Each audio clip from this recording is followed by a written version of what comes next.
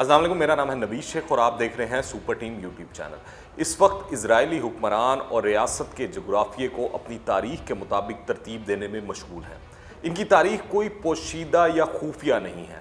وہ ریاست اسرائیل کے جغرافیے کو اپنے اعلان کردہ تاریخی حقائق کے مطابق ترتیب دینے جا رہے ہیں۔ گزشتہ 70-72 سالوں کے دوران صہیونی حکمرانوں نے ایک لمحے کے لیے بھی اپنی تاریخ سے آنکھ نہیں موڑی ہے۔ وہ اس عرصے کے دوران اپنی تاریخی جغرافیائی کی ترتیب سے بھی غافل نہیں رہے ہیں۔ گریٹر اسرائیل کے اعلان کردہ تعمیر جاری رہی۔ وہ اس حوالے سے جو کچھ کرنا چاہتے تھے کر چکے ہیں۔ اب انہیں اپنے نجات دہندہ یعنی مسیح موعود کا انتظار ہے، لیکن اس کی آمد سے پہلے گریٹر اسرائیل کی تکمیل ضروری ہے۔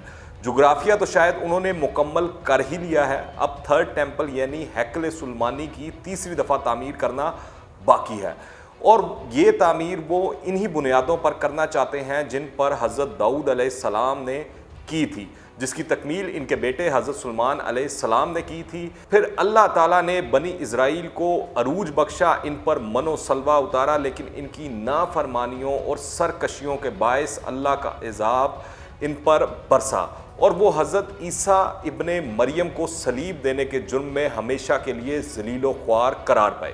ویسے حضرت عیسیٰ علیہ السلام کو انہوں نے بظاہر موت کے گھاٹ اتار دیا تھا، لیکن قرآن پاک میں اللہ پاک فرما چکا ہے کہ وہ زندہ آسمان پر اٹھا لیے گئے تھے۔ اس کے بعد 2500 سال تک یہودی دنیا میں تتر بتر رہے۔ یہودی تابوت سکینہ کی بھی تلاش میں سرگرداں ہیں۔ یہ ایک صندوق ہے جو حضرت آدم علیہ السلام کے وقت سے ہے اور مختلف ادوار میں مختلف پیغمبروں سے ہوتا ہوا بنی اسرائیل میں حضرت موسیٰ علیہ السلام تک پہنچا۔ یہ صندوق یہودیوں کے لیے بڑا مقدس اور معتبر درجہ رکھتا ہے۔ اس صندوق میں حضرت موسیٰ علیہ السلام کا عصا اور نالین، حضرت ہارون علیہ السلام کا امامہ اور حضرت سلیمان علیہ السلام کی انگوٹھی کے علاوہ تورات کی چند تختیاں بھی اس میں ہیں، جس کا آج تک سراغ نہیں مل سکا کہ وہ کہاں ہے، اور یہودی اب تک اس کی تلاش میں ہیں۔ مسلمانوں نے سب سے پہلے اس مقدس سرزمین کو حضرت عمر فاروق رضی اللہ عنہ کے دور خلافت میں فتح کیا، اور پھر تقریباً 450 سال تک یہاں مسلمانوں کا ہی غلبہ رہا۔ 1099 میں عیسائیوں نے اس شہر پر قبضہ کر لیا، اور تقریباً 90 سال تک یہ شہر عیسائی حکمرانوں کے زیر نگین رہا۔ پھر تقریباً 90 سال بعد صلاح الدین ایوبی نے صلیبی جنگوں میں عیسائیوں کو شکست دے کر اس شہر پر قبضہ کر لیا۔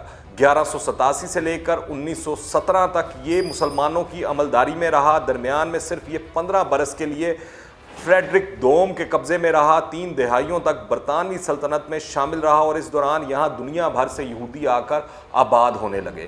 اس مقدس شہر پر قبضہ کرنے کے لیے یہودیوں نے برطانوی حکمرانوں کے ذریعے سازشیں رچائیں، اور پوری دنیا کے یہودی اکٹھے کر کے ان کے لیے 1948 میں یہ ملک بنایا گیا۔ یہاں یہ بتا دوں کہ خطہ عرب 22 مسلمان ممالک پر مشتمل ہے، اور اس میں 428 ملین مسلمان بستے ہیں۔ 13.51 ملین کلومیٹر رقبہ قدرتی وسائل بشمول تیل و گیس سے مالا مال ہے، جبکہ اسرائیل کا رقبہ صرف 22,000 مربع کلومیٹر اور آبادی 91 لاکھ نفوس پر مشتمل ہے۔ اسرائیل کی آبادی دنیا کی آبادی کا 0.11% ہے، جبکہ مسلمان ممالک کی آبادی 2 ارب نفوس پر مشتمل ہے، جو اب تک اس 1 کروڑ سے کم آبادی والے ملک کا کچھ نہیں بگاڑ سکی۔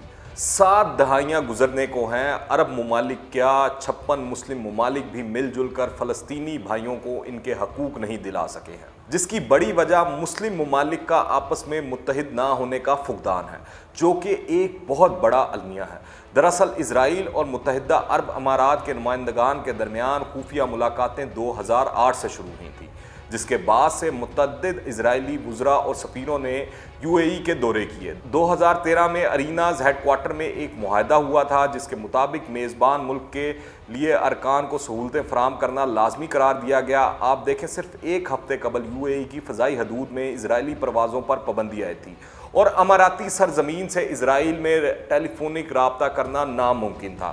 آج نہ صرف تل ابیب سے ابو ظبی براہ راست پروازیں چلانے کے لیے بات چیت ہو رہی ہے، بلکہ دونوں ممالک کے مابین ٹیلی کام رابطہ بھی قائم ہو چکا ہے۔ اماراتی قیادت کے حالیہ اقدام سے مسلمان ممالک نظریاتی طور پر دو حصوں میں بٹ گئے ہیں۔ ایک طرف ایران، ترکی اور فلسطین کی جانب سے نکتہ چینی کی جا رہی ہے، تو دوسری طرف مزید مسلمان ممالک بشمول بحرین، عمان اور سوڈان کی جانب سے اسرائیل سے سفارتی تعلقات قائم کرنے کے اشارے مل رہے ہیں۔ مزید جاننے سے پہلے اگر آپ نے ابھی تک اس چینل کو سبسکرائب نہیں کیا تو اس چینل کو سبسکرائب کریں، بیل آئیکن کو پریس کریں تاکہ تازہ ترین اپڈیٹس اور نئی ویڈیوز آپ کو بر وقت ملتی رہیں۔ اسرائیل دنیا کا وہ واحد ملک ہے جس کے لیے آبادی دوسرے ممالک سے درآمد کر کے وہاں لائی جاتی ہے، اور وہاں موجود فلسطینیوں کو مار مار کر ان کو ان کی زمینوں سے بھگا کر وہاں یہودیوں کو بسایا جاتا ہے۔ یہی وجہ ہے کہ اسرائیل کو پاکستان نے آج تک تسلیم نہیں کیا۔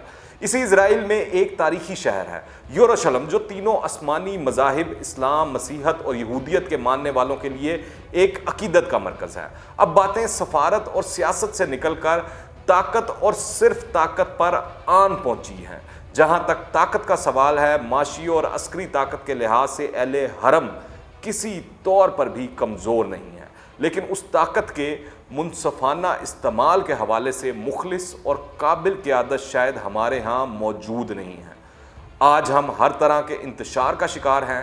ہمارے ہاں اسرائیل کو تسلیم کرنے، ایک حقیقت ماننے اور تسلیم کرنے یا نہ کرنے کے اعتبار سے فکری اور عملی انتشار پایا جاتا ہے۔ عربوں نے بشمول سعودی عرب اور امارات مسئلہ کشمیر پر پاکستان کا ساتھ دینے کی بجائے مسلم دشمن، اسلام دشمن بی جے پی مودی کا ساتھ دینا ہی کافی نہیں سمجھا، بلکہ اسے سرکاری اعزازات سے نوازنے اور بت پرستی کے مراکز تعمیر کر کے دینے میں عافیت سمجھی ہے۔ عالم عرب اسرائیل کے سامنے سربجود ہونے جا رہا ہے۔ اسرائیل کو بہت سے مسلم ممالک نے تسلیم کر رکھا ہے، لیکن یو اے ای پہلا خلیجی ملک ہے جس نے باقاعدہ طور پر اسے تسلیم کر کے فلسطینیوں کی پیٹھ میں چھرا گھونپا ہے۔ یو اے ای کا موقف ہے کہ اب اسرائیل گرب اردن کے مزید علاقے نہیں ہتھیائے گا، تو اس کا مطلب ہو گیا کہ جو اس نے پہلے ہتھیا لیے ہیں اس کو قانونی جواز مل گیا ہے۔ یو اے ای جیسے ممالک اسرائیل کے ساتھ سفارتی تعلقات قائم کر کے اسے اخلاقی حمایت بھی فراہم کر رہے ہیں، جو کہ مسلمانوں کے ساتھ سراسر غداری کے مترادف ہے۔ امریکہ کی جانب سے یو اے ای اور اسرائیل کے سفارتی تعلقات کا اعلان ہونا بہت ہی معنی خیز ہے، اور ظاہر کرتا ہے کہ یو اے ای نے اسرائیل کو تسلیم کرنے جیسا گھنونا کام امریکی دباؤ پر کیا ہے۔ حقیقت میں پوری اسلامی دنیا کی قیادت بے نقاب ہو گئی ہے۔ اسلامی ممالک کے ایک دوسرے کے خلاف تانے جاری ہیں، بڑکوں کا طوفان ہے۔ ترکی نے یو اے ای کو منافقت کا طعنہ دیا تو جواب میں یو اے ای نے ترکی کو ترکی سنائی کہ ہر سال 5 لاکھ اسرائیلی سیاح ترکی آتے ہیں۔ دونوں ممالک کے مابین 2 ارب ڈالرز کا کاروبار ہے، اور اسرائیل میں ترکی کا اپنا سفارت خانہ بھی ہے۔ کیا ان کا رویہ درست ہے؟ 9/11 سے شروع ہونے والی دہشت گردی کے خلاف جنگ کے نام پر کس طرح چن چن کر اسلامی ممالک کو تباہ کیا گیا، اب اگلا مرحلہ شروع ہو چکا ہے۔ تیسری عالمی جنگ عملاً شروع ہو چکی ہے۔ جلد وہ بھی وقت آ جائے گا جب وائٹ ہاؤس میں امریکی صدر ٹرمپ اسرائیلی وزیر اعظم نیتن یاہو اور یو اے ای کی قیادت ہاتھوں میں ہاتھ ڈال کر مشرق وسطیٰ میں امن کی تصویر کھنچوائیں گے۔ ایسی کئی تصویریں یاسر عرفات مرحوم، شاہ حسین، محمود عباس سمیت کئی اور لیڈروں کی کھینچی گئیں جو وقت کی دھند میں غائب ہو چکی ہیں۔ فلسطینی لٹتے، قتل اور بے گھر ہوتے رہے ہیں۔ دنیا واضح طور پر 2 حصوں میں بٹ چکی ہے۔ مسلمان دنیا بھی 2 حصوں میں بڑھتی جا رہی ہے۔ اللہ رب العزت اور اس کے متوالے ایک طرف ہیں، اور شیطان اور اس کے پجاری دوسری طرف۔ حزب اللہ اور حزب الشیطان کی صفیں سج گئی ہیں۔ گھمسان کا رن بس پڑھنے کو ہے۔ مسلمانوں کی فتح اور عروج کا وقت قریب آ رہا ہے۔ اگر آپ نے ابھی تک اس چینل کو سبسکرائب نہیں کیا تو اس چینل کو سبسکرائب کریں، بیل آئیکن کو پریس کریں تاکہ تازہ ترین اپڈیٹس اور نئی ویڈیوز آپ کو بر وقت ملتی رہیں۔ اگر یہ ویڈیو پسند آئے تو لائک کریں اور زیادہ سے زیادہ شیئر کریں۔ کمنٹس میں اپنی رائے لازمی دیجیے گا، دعاؤں میں یاد رکھیں۔ انٹل دی نیکسٹ ٹائم، اللہ حافظ۔